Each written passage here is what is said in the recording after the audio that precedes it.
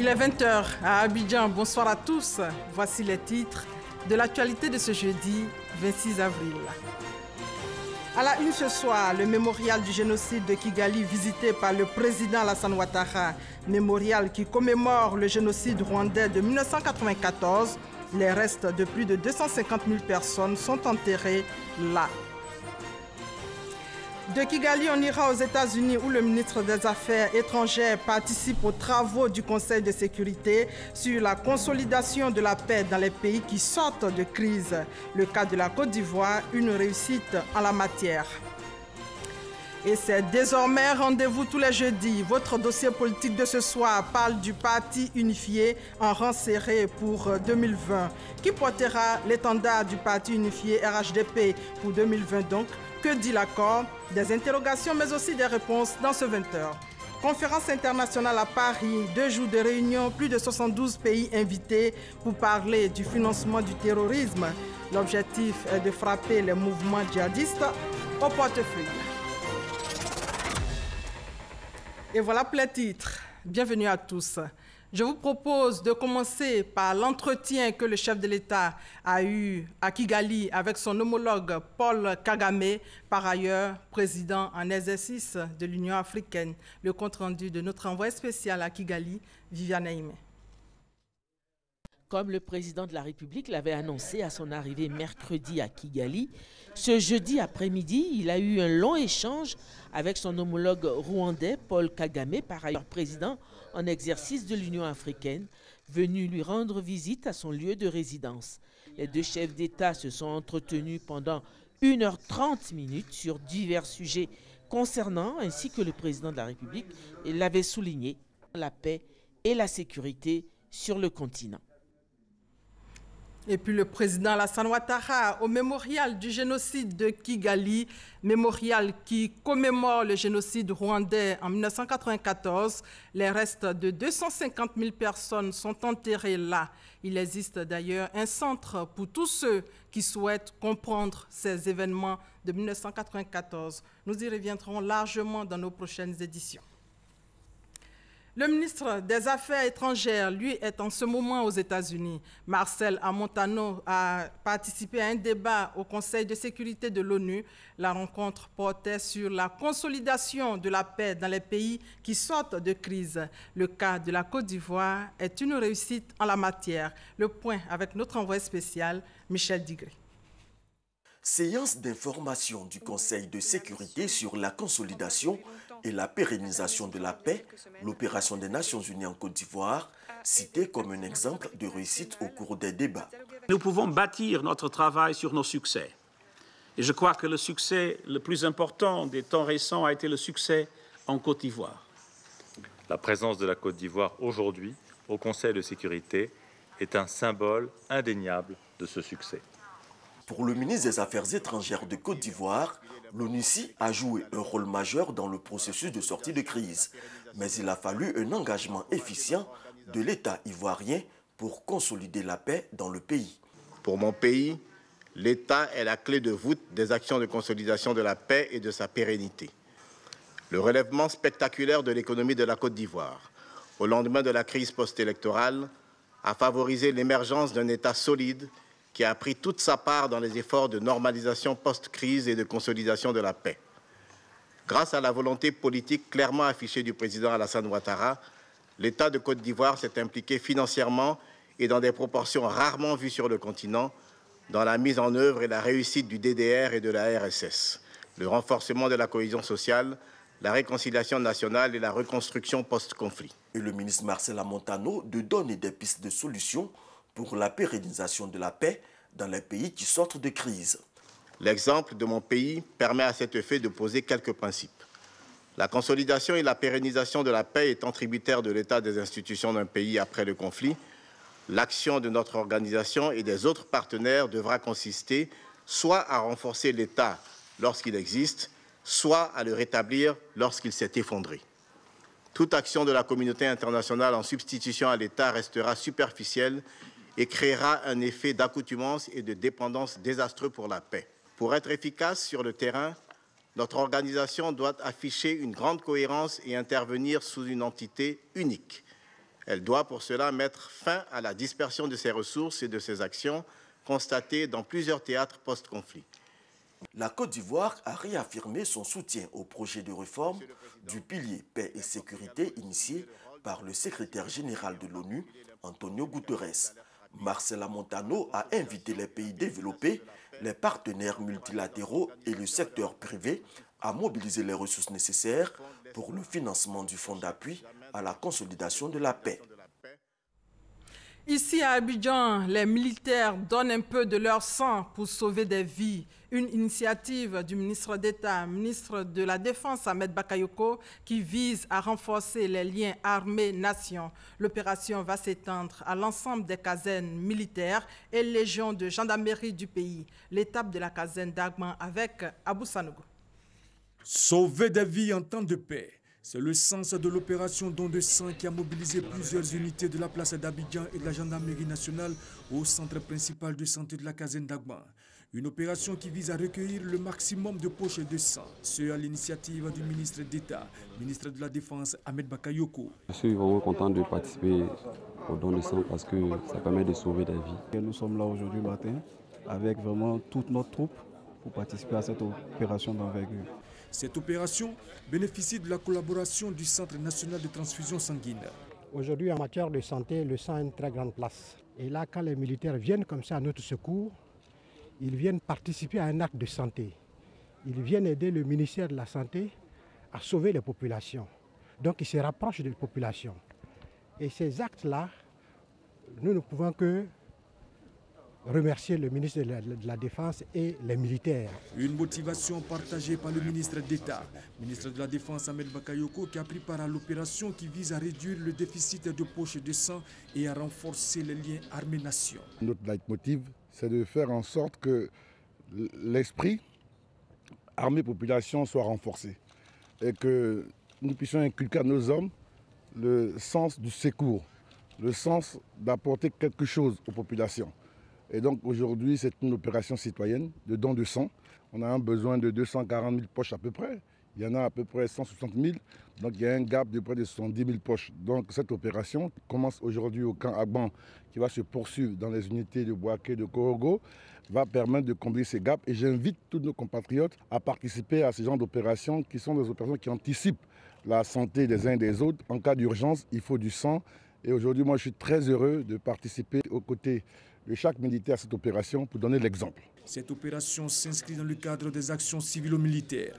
Objectif, recueillir 7500 poches de sang.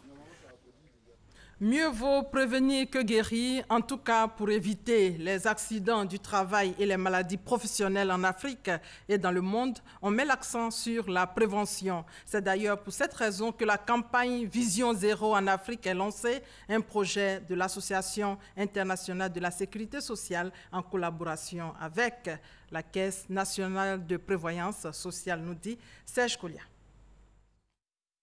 320 millions d'accidents du travail et 2 300 000 maladies mortelles liées au travail sont enregistrées chaque année dans le monde, selon l'Organisation internationale du travail. L'Afrique totalise 2% des emplois salariés de la planète, mais compte à elle seule 18% d'accidents mortels. En Côte d'Ivoire, en moyenne, 6 000 accidents du travail sont enregistrés chaque année par la CNPS, la Caisse nationale de prévoyance sociale.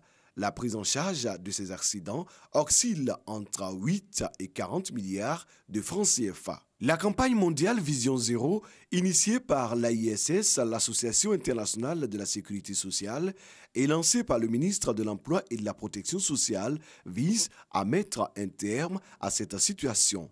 La meilleure politique consiste, par des mesures préventives, à diminuer les risques et à humaniser davantage les conditions de travail, autant dans l'intérêt de chaque travailleuse et de chaque travailleur que dans celui de la collectivité et de la nation tout entière dont la charge financière se trouvera allégée.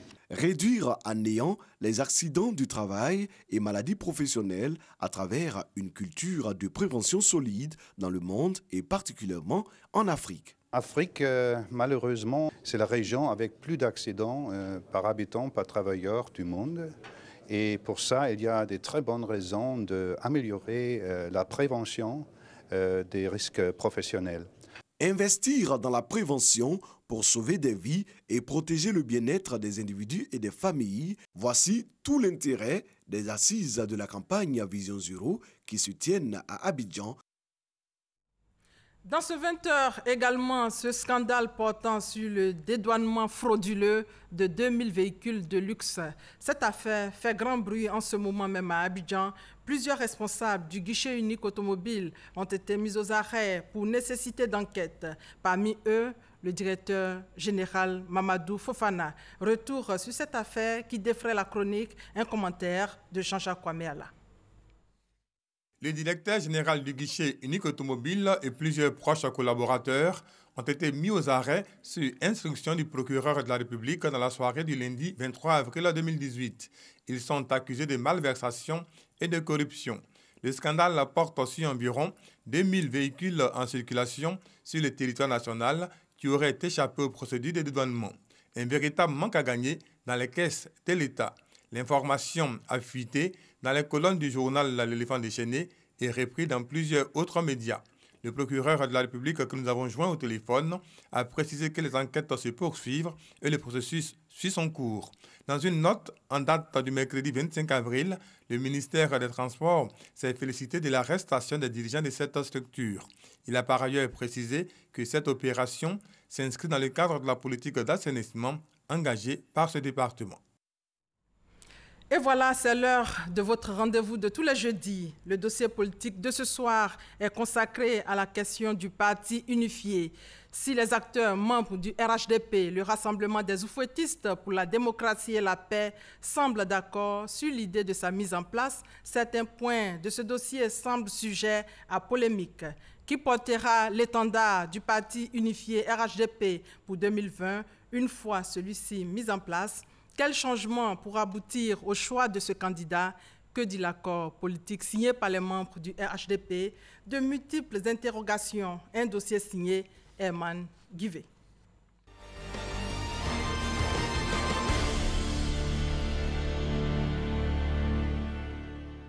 Comme un feuilleton aux multiples rebondissements, la question du parti unifié n'en finit pas de déchaîner les passions au sein de la classe politique ivoirienne et précisément au sein du RHDP. Et sur le sujet, le président du Parti démocratique de Côte d'Ivoire, Henri Konan Bédié, sort de sa réserve. Le document signé qui fait l'objet de commentaires passionnés est un accord politique intervenu entre les partis membres du Rassemblement des oufouettistes pour la démocratie et la paix. Ce document n'est donc pas un manifeste comme annoncé précédemment. Le document, source de toutes les passions, le voici. En sa dernière page, il porte les signatures des représentants des 6 familles politiques qui composent le Rassemblement des oufouettistes pour la démocratie et la paix. On y aperçoit, apposés noir sur blanc, les noms des différents signataires en fonction des partis concernés. Un accord qui engage toutes les parties signataires à conduire la démocratie et toutes les élections à venir en RHDP dans un esprit de solidarité, de sérénité, de non-violence et de transparence. Le parti unifié s'appellera Rassemblement des oufouettistes pour la démocratie et la paix, RHDP, en hommage à la fidélité des partis signataires aux idéaux de Félix Houphouët-Boigny. Certaines consciences s'inquiètent de la préservation de leur identité première.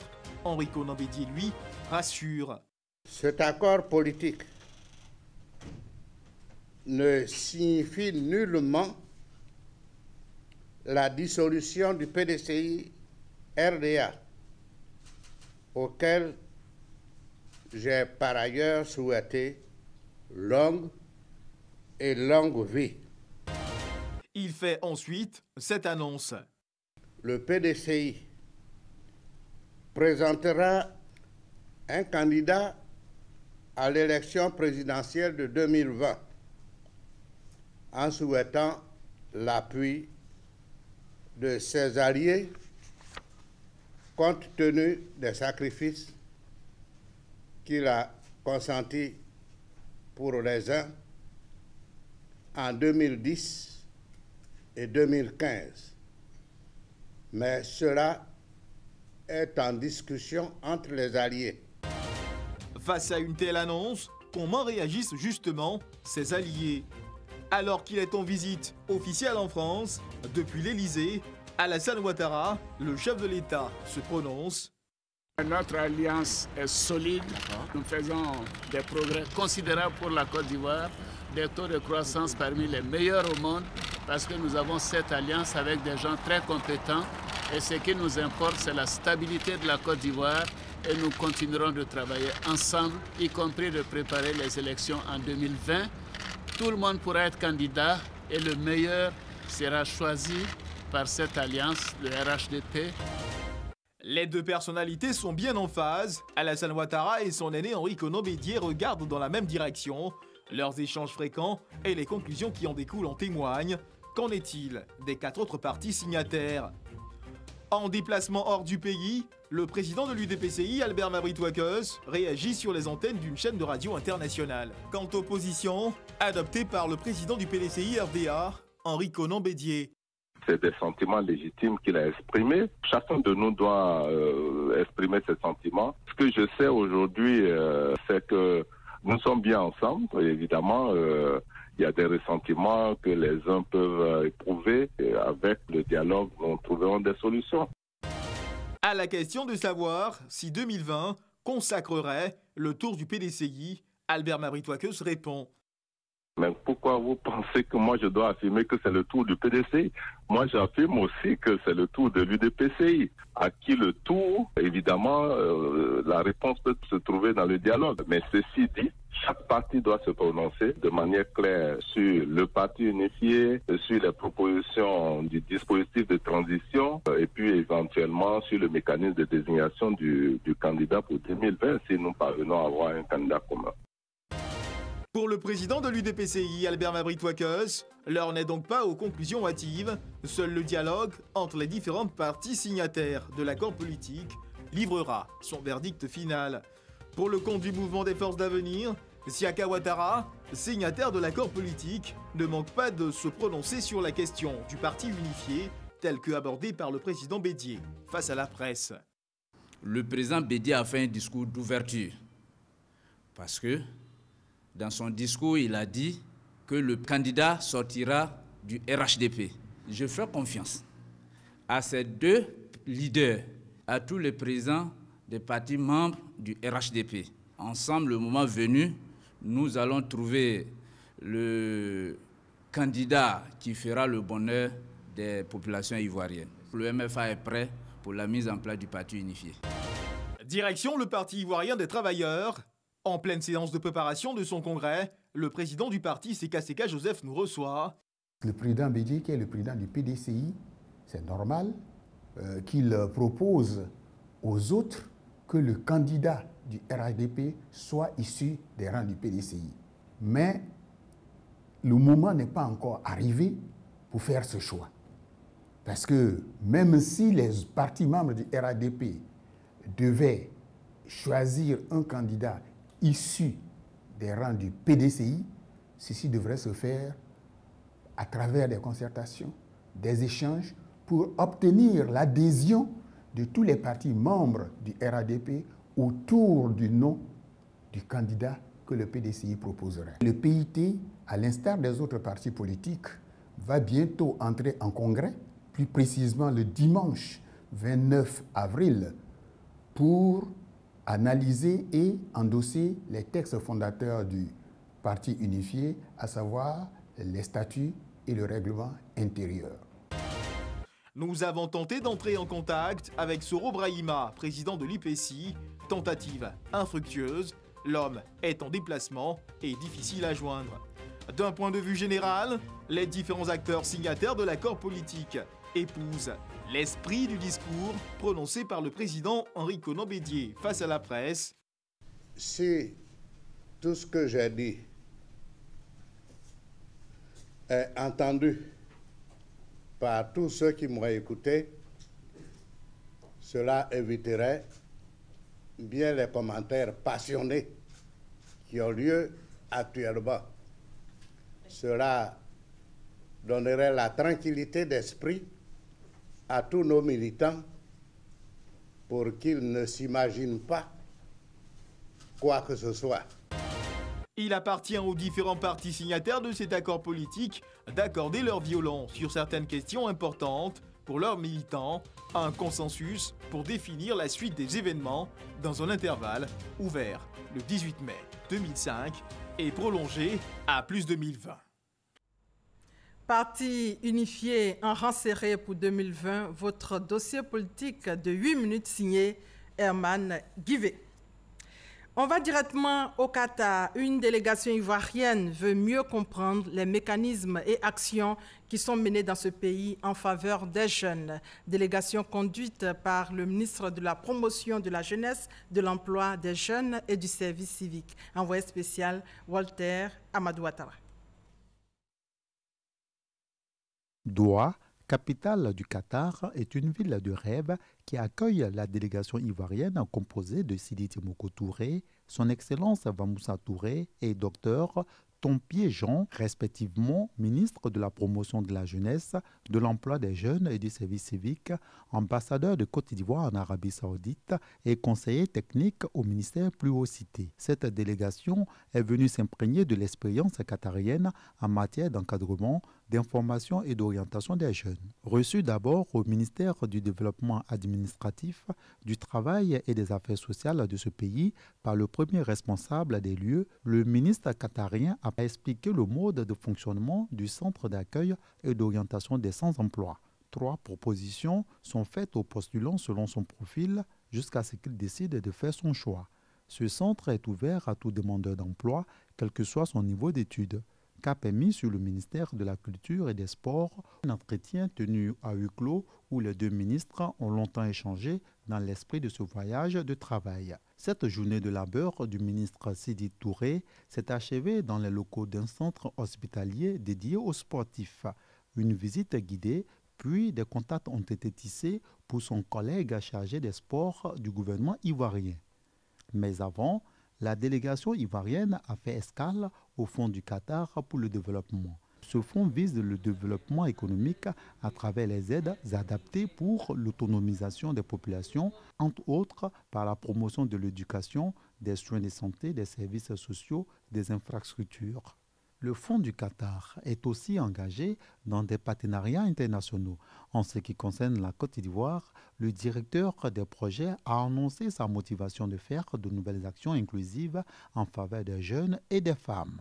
Dans l'ensemble, le ministre Sidi Temoko Touré dit avoir fait une mission fructueuse au Qatar. Nous sommes très satisfaits de cette visite parce que ceci est la démonstration de la qualité, la bonne qualité des relations bilatérales entre le Qatar et la Côte d'Ivoire. Avec une superficie d'environ 11 000 km² et une population estimée à un peu plus de 2 millions d'habitants, le Qatar est un État du Golfe Persique. À suivre, la transformation des produits agricoles par les femmes, la question du financement au centre d'une table ronde ici même à Abidjan. Le problème aujourd'hui est que les femmes ont du mal à obtenir des prêts bancaires pour les activités liées à la transformation des produits locaux. Le reportage de Francis Boifou. Le savoir-faire des femmes exerçant dans la transformation des produits agricoles exposés à la caisse table au plateau, le temps de la table ronde sur l'inclusion financière. Ces produits made in Côte d'Ivoire sont vendus pour la plupart en petite quantité sur les marchés. Moi, par exemple, je suis dans la transformation de la plante de moringa. J'ai 200 000 pieds plantés dans la région d'Agboville. Malheureusement, la transformation de ces 200 000 pieds me pose un réel problème parce que je n'ai pas l'accompagnement nécessaire des banques alors que la demande est très forte. Nous avons les financiers des banquiers qui trouvent que nous ne pouvons pas vendre assez pour pouvoir rembourser ce qu'on a emprunté. Par ces échanges, la Fondation African Women Initiative veut apporter des solutions à la question du financement dans la transformation des produits agricoles. Les acteurs que nous avons amenés ici, les banques, les microfinances, nous ont souvent dit qu'ils ont des fonds dédiés à cela. Donc nous avons souhaité cette table ronde sous forme de causerie pour qu'on puisse nous présenter les différents projets. Les femmes seront informées de la variété d'offres de services financiers qui existent. La transformation des produits locaux reste d'actualité. La Côte d'Ivoire enregistre 30 à 50% de pertes post-récolte, selon l'Organisation des Nations Unies pour l'alimentation et l'agriculture. Des propositions. Les tout petits transformateurs, il faut une subvention. Des institutions, surtout de l'État, ceux en qui les banquiers croient qu'ils allègent les garanties.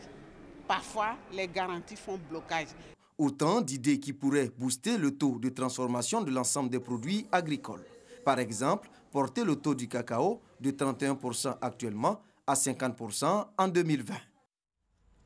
Dans la région du Poro, on pense plutôt à donner un coup d'accélérateur aux industries agroalimentaires de la zone. Alors, pour mieux cerner la question, on examine les difficultés des filières agricoles de la production à la conservation des produits. La suite avec Léon Brou. Les agronomes à l'usine de conditionnement de mangue de Korogo, ce sont les maillons de cette chaîne depuis la récolte jusqu'à l'exportation du produit qui sont passés au crible. Occasion de comprendre les dispositions de veille pour éviter les éventuels rejets d'exportation aux mauvaises qualités de la mangue. Toutes les mangues qui viennent sont parfaitement identifiées. Elle a dit le nombre de cartons, le nom du producteur. Et donc, lorsqu'on a une mangue qui est infectée, on sait directement quel est le lot qui est responsable. Donc, on peut directement détruire tout ce lot. À l'unité de séchage de mangue, problème, la transformation des déchets. Il y a les noyaux et les écorces qui constituent des déchets. Dans le projet initial, il était question de transformer ces déchets en compost ou même en aliment de bétail. Ça nous aurait beaucoup soulagé. Si nous avons quelqu'un qui peut bien nous aider pour cette transformation, il serait le bienvenu. Difficultés communes aux unités visitées, le raccourcissement et le décalage de la saison de mangue. Pour cette année, par exemple, la récolte a commencé fin mars contre mi-avril l'an dernier. Toutes choses provoquées par les changements climatiques, selon les scientifiques qui en ont des solutions. On peut produire la mangue aussi sur de longues périodes en Côte d'Ivoire, mais aux producteurs de s'approprier des résultats que les chercheurs vont les proposer. Il est possible de le faire. Mais en associant par exemple l'irrigation, dès que la première campagne va finir, il y a des entretiens qu'il faut faire. Détruire tout ce qui est le matériel végétal, des résidus qui sont dans le verger pour éviter les contaminations pour les campagnes à venir. Il y a des produits qu'il faut utiliser, mais pas des produits chimiques, mais des produits qui sont conçus pour qu'on puisse avoir une production étalée. Comme dans la filière mangue, les techniques pour allonger la saison et rentabiliser leurs activités ont également été évoquées avec les filières coton et karité. Ici, l'accent est mis sur l'organisation, le financement et les maladies du secteur, des questions auxquelles l'Association ivoirienne des sciences agronomiques consacre les derniers travaux de ses assises. Le tourisme fait partie des sujets d'actualité ce soir avec demain l'ouverture du Salon international du tourisme d'Abidjan. Le site a cette année ses 70 000 visiteurs issus de plus de 20 pays. Le point des travaux avec Patricia Oumou et Tia. 10 000 m² d'espace d'exposition, 70 000 visiteurs attendus et 200 exposants. Une visite de terrain effectuée par le ministre du Tourisme et le directeur général de Côte d'Ivoire Tourisme à moins d'un jour de l'ouverture officielle du Salon international du tourisme d'Abidjan. Les travaux d'aménagement et d'embellissement du site ont été réalisés par plus de 100 techniciens. Débuté depuis 3 mois, le chantier est pratiquement prêt à être livré.